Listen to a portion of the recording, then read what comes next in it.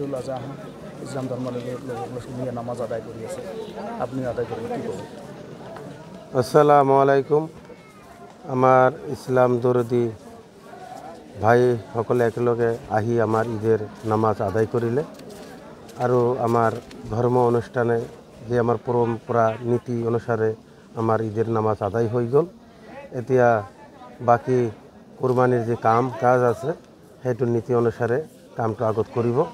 R আমাৰ ঈদেৰ নামাজ পড়াৰ উপলক্ষ হল যে আমাৰ যেবিলাক পূৰ্ববৰ্ষে মানুষ মৰি গৈছে সেইবিলাক মানুহৰ কাৰণে দোয়া কৰা, আৰু যেবিলাক জীবিত আছে সেই মানুহখিনি যাতে আল্লাহৰ ৰহমতে দুনিয়ালৈকে যিমান দিন থাকে সবাৰে যাতে আল্লাহ ভালে ভালে ৰাখে আৰু মিলা প্ৰীতিত একেলগে এই আসামবাসী ৰাইজক বা ইছলাম দৰদী ভাই সবৰে লগত মিলাই মেলি গলা মিলাই একেলগে চলিব পাৰে সেই বুলি দোয়া কৰা হৈছে। আৰু আসাম আৰু বিটিআৰ যে ৰাইজৰ অঞ্চল ভাৰতবৰ্ষৰ যি মানুহৰ যে সমস্যা সবার এই সমস্যা আল্লাহ তার দোয়া কবুল আর মঞ্জুর করে, সব পেরেশানি যেন আল্লাহ দূর করে।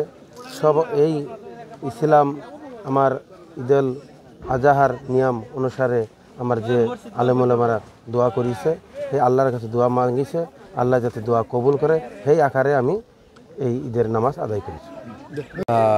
সমূহ ৰাইজক আমি ঈদুল আজহা উপলক্ষে আমি সকলোকে আন্তৰিক শুভেচ্ছা আৰু অভিনন্দন জ্ঞাপন কৰিছোঁ। আজি আমি কালঝাৰ সমাজত আমি ঈদৰ নামাজ একত্ৰিতভাৱে আমি পালন কৰিলোঁ।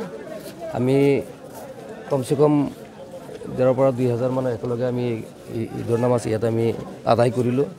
আমি আশা কৰোঁ যে এই ঈদৰ জৰিয়তে সমগ্ৰ ভাৰতবৰ্ষৰ লগতে অসমৰ প্ৰত্যেকজন জাতি ধৰ্ম বৰ্ণ নিৰ্বিশেষে যাতে শান্তি সমৃদ্ধি আৰু ভাতৃত্ববাদ বজাই ৰাখে তাৰ কামনাৰে আজিৰ এই পবিত্ৰ ঈদুল আজহাৰ জৰিয়তে আমি সকলোকে শুভেচ্ছা জ্ঞাপন কৰিছোঁ।